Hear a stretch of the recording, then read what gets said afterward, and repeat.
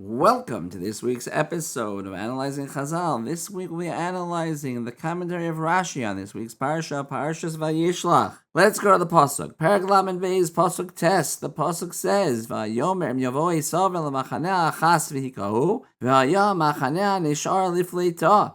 And he said, if Esav will come to one camp and kill them, the remaining camp will escape.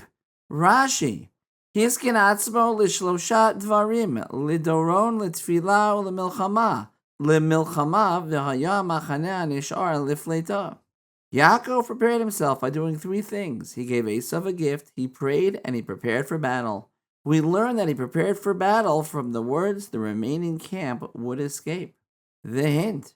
What do we do when we prepare for war? Okay, let's stop for a minute with the information you have now and the hint. Can you come up with the question yourself? Okay, here's the question.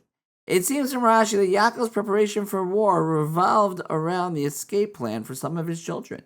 Is this how you would describe preparations for war? This would be described as what to do if all the preparations for war failed. Should not have the Torah described Yaakov's preparations for war in a much different manner? For example, preparing weapons, battle plans, etc., much of the way the battles are described in the Navi Shoftim? The answer. As we say, the answer always comes out from the question, which was that it seems from Rashi that Yaakov's preparation for war revolved around the escape plan for some of his children. Is this how you would describe preparations for war? This would be described as what to do if all the preparations for war failed. Should not have the Torah described Yaakov's preparations for war in a much different manner, for example, preparing weapons, battle plans, etc., much the way the battles are described in the Navi Shoftim? The answer, of course, is no. And the reason is that Yaakov understood the purpose of this battle was not to kill Esav, but rather that at least a portion of the future of Bnei Yisrael should get out alive. In this case, enabling that to happen is what is considered the preparation for the war, since that was its whole purpose. The practical application.